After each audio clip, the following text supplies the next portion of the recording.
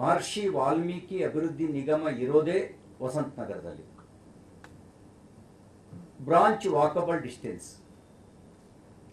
ಯಾಕೆ ನೀವು MG ರಸ್ತೆಯ ಯೂನಿಯನ್ ಬ್ಯಾಂಕಿಗೆ ಬದಲಾಯಿಸಿದ್ರಿ?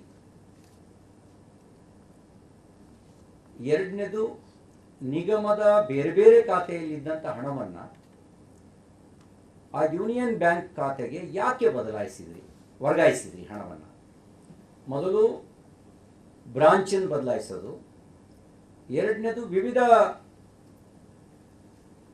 ಮಹರ್ಷಿ ವಾಲ್ಮೀಕಿ ನಿಗಮದ ವಿವಿಧ ಖಾತೆಯಲ್ಲಿದ್ದಂಥ ಹಣವನ್ನು ಅಲ್ಲಿ ಟ್ರಾನ್ಸ್ಫರ್ ಮಾಡೋದು. ಯಾಕೆ ಬದಲಾಯಿಸಿದ್ರಿ? ಮೂರನೇದು, ಯೂನಿಯನ್ ಬ್ಯಾಂಕಿನಿಂದ ರತ್ನಾಕರ್ ಬ್ಯಾಂಕ್ ಲಿಮಿಟೆಡ್ ಹೈದರಾಬಾದಿಗೆ ಹಣ ಹೋಗಿದೆ. ಅಲ್ಲಿಂದ ಫಸ್ಟ್ ಕ್ರೆಡಿಟ್ ಕೋಆಪರೇಟಿವ್ ಸೊಸೈಟಿ ಅಲ್ಲಿಗೆ ಟ್ರಾನ್ಸ್ಫರ್ ಆಗಿದೆ. First credit cooperative society, first credit cooperative bank, first credit cooperative ಬ್ಯಾಂಕ್ನಲ್ಲಿ ಬೇರೆ ಬೇರೆ ಖಾತೆಗಳನ್ನು ತೆರೆದು ಆ ಖಾತೆಗೆ ಹಣ ವರ್ಗಾವಣೆ ಮಾಡಿಕೊಂಡು ಡ್ರಾ ಮಾಡ್ಕೊಂಡಿದ್ದಾರೆ. ಇಷ್ಟೆಲ್ಲ ಆದಮೇಲೆ ಸರ್ಕಾರಕ್ಕೆ ಇದೊಂದು ಗಂಭೀರ ಪ್ರಕರಣ ಅಂತ ಅನ್ನಿಸ್ತಾ ಇಲ್ಲ.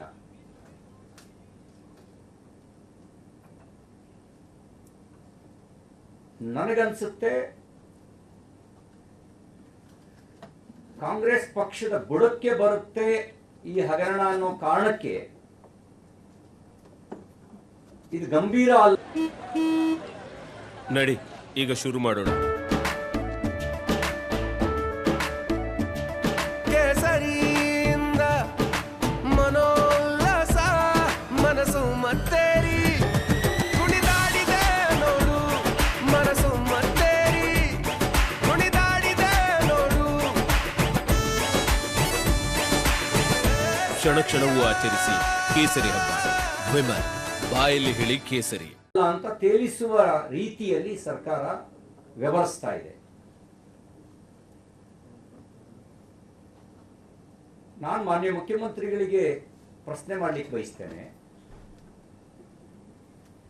ಡೆತ್ ನೋಟ್ನಲ್ಲಿ ಸಚಿವರ ಮೌಖಿಕ ಸೂಚನೆ ಜೊತೆಗೆ 3 ಜನ ಅಧಿಕಾರಿಗಳ ಹೆಸರು, ಜೊತೆಗೆ ಇನ್ನೊಬ್ಬ ಎನ್ ನಾಗರಾಜ್ ಅನ್ನೋ ಹೆಸರು, 3 ಜನ ಪದ್ಮನಾಭ್, ಪರಶುರಾಮು, ಸ್ಮಿತಾ, ಸುಚಿಸ್ಮಿತಾ ಹೆಸರು ಜೊತೆಗೆ ಎನ್ ನಾಗರಾಜು. ನಾನು ಅವತ್ತು ಪ್ರಶ್ನೆ ಮಾಡಿದ್ದೆ, ಹೂ ಈಸ್ ಎನ್ ನಾಗರಾಜ್ ಯಾರು ಅನ್ನೋ ಪ್ರಶ್ನೆಯನ್ನ ಮಾಡಿದ್ದೆ. ಸಚಿವರ ಮೌಖಿಕ ಸೂಚನೆಗಿಂತ ಸಾಕ್ಷಿ ಬೇಕಾ? ಸಚಿವರ ಮೌಖಿಕ ಸೂಚನೆ ಅಂತ ಹೇಳಿರೋದಕ್ಕಿಂತ ಸಾಕ್ಷಿ ಬೇಕಾ? ಇಷ್ಟು ದೊಡ್ಡ ಹಗರಣವಾದರೂ ಕೂಡ CBIಗೆ ಯಾಕೆ ಇನ್ನೂ ಕೊಟ್ಟಿಲ್ಲ? ಇಷ್ಟು ದೊಡ್ಡ ಹಗರಣವಾದರೂ ನಿಮ್ಮ ಸಚಿವರನ್ನು ಯಾಕೆ ನೀವು ವಜಾ ಮಾಡಿಲ್ಲ? ನಾಗೇಂದ್ರ ಅವರನ್ನು ಯಾಕೆ ಇನ್ನೂ ವಜಾ ಮಾಡಿಲ್ಲ? ಈ ಪ್ರಶ್ನೆಗೆ ಮಾನ್ಯ ಮುಖ್ಯಮಂತ್ರಿಗಳೇ ಉತ್ತರಿಸಬೇಕು. ನಮಗೆ ಒಂದು ಅನುಮಾನ ಇದೆ. ಈಗ ಬಯಲಿಗೆ ಬಂದಿರೋದು ಮಹರ್ಷಿ ವಾಲ್ಮೀಕಿ ಅಭಿವೃದ್ಧಿ ನಿಗಮದ ಹಗರಣಗಳು. ಉಳಿದ ನಿಗಮಗಳಲ್ಲೂ ಕೂಡ ಈ ರೀತಿಯ ಹಗರಣ ಆಗಿರುವ ಸಾಧ್ಯತೆಗಳಿದ್ದಾವೆ. ಹಾಗಾಗಿ ಎಲ್ಲ ಅಭಿವೃದ್ಧಿ ನಿಗಮಗಳ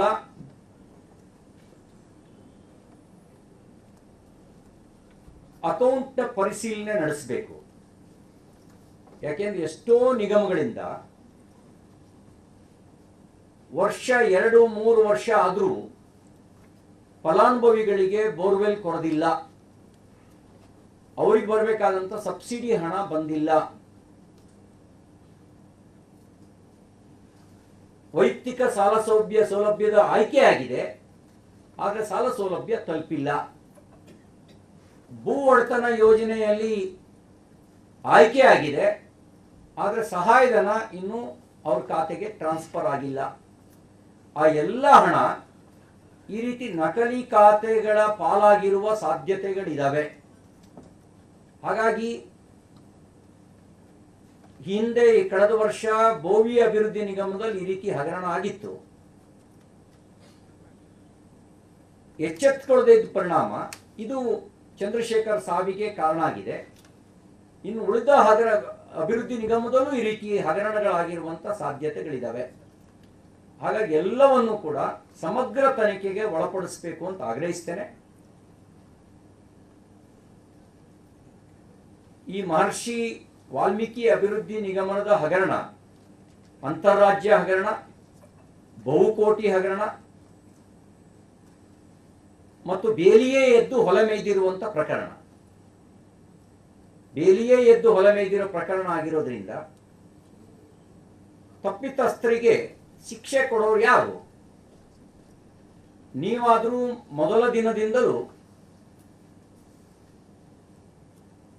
ಇದು ಒಂದು ಪ್ರಕರಣವೇ ಅಲ್ಲ ಅನ್ನೋ ರೀತಿಯಲ್ಲಿ ವರ್ತನೆ ಮಾಡ್ತಾ ಇದ್ದೀರಿ. ಹಾಗಾಗಿ ತಕ್ಷಣ ಇದನ್ನು CBIಗೆ ವಶಕ್ಕೆ ಕೊಡಬೇಕು. ತಪ್ಪಿತಸ್ಥರು ದೇಶ ಬಿಟ್ಟು ಹೋದ್ಮೇಲೆ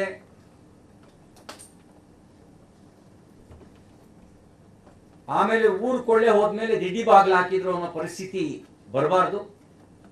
ಆ ಹಣ ರಿಕವರಿ ಮಾಡಬೇಕಾಗಿರೋದು ತುರ್ತು ಅವಶ್ಯಕತೆ ಇದೆ. ಹಾಗಾಗಿ ತಕ್ಷಣ ಇದನ್ನು CBIಗೆ ಪ್ರಕರಣವನ್ನು ವಹಿಸಬೇಕು ಅಂತ ನಾನು ಆಗ್ರಹಿಸ್ತೇನೆ. ನೀವು ನಾಗೇಂದ್ರ ಅವರನ್ನ ಇನ್ನೂ ಸಂಪುಟದಲ್ಲಿ ಇಟ್ಕೊಂಡಿರೋದನ್ನು ನೋಡಿದಾಗ ಅವತ್ತು ಸಂಶಯವನ್ನು ವ್ಯಕ್ತಪಡಿಸಿದ್ವಿ. ಇಡೀ ಹಣ ನೀವು ತೆಲಂಗಾಣ ಆಂಧ್ರ ಪ್ರದೇಶದ ಚುನಾವಣೆಗೆ ದುರ್ಬಳಕೆ ಮಾಡಿಕೊಂಡಿರುವ ಸಾಧ್ಯತೆಗಳಿದ್ದಾವೆ.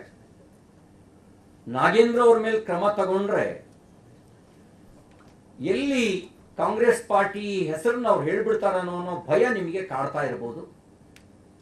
ಅದಕ್ಕಾಗಿ ಅವರನ್ನ ರಕ್ಷಿಸುವಂತ ಪ್ರಯತ್ನವನ್ನ ಮಾಡ್ತಾ ಇದ್ದೀರಿ ಅಂತ ನನಗೆ ಅನುಮಾನ ಇದೆ.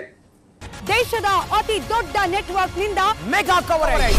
ದೇಶದ ಮತದಾರನ ಆದೇಶ NDAಗ ಇಂಡಿ ಒಕ್ಕೂಟಕ್ಕ. ಲೋಕ ಅಖಾಡದಲ್ಲಿ ಗೆಲ್ಲೋದ್ಯಾರು ಸೋಲೋದ್ಯಾರು. ಕರುನಾಡಿನ 28 ಕ್ಷೇತ್ರಗಳ ನಿಖರ ಫಲಿತಾಂಶ. ಫಾಸ್ಟ್ ರಿಸಲ್ಟ್, ಪಕ್ಕಾ ರಿಸಲ್ಟ್.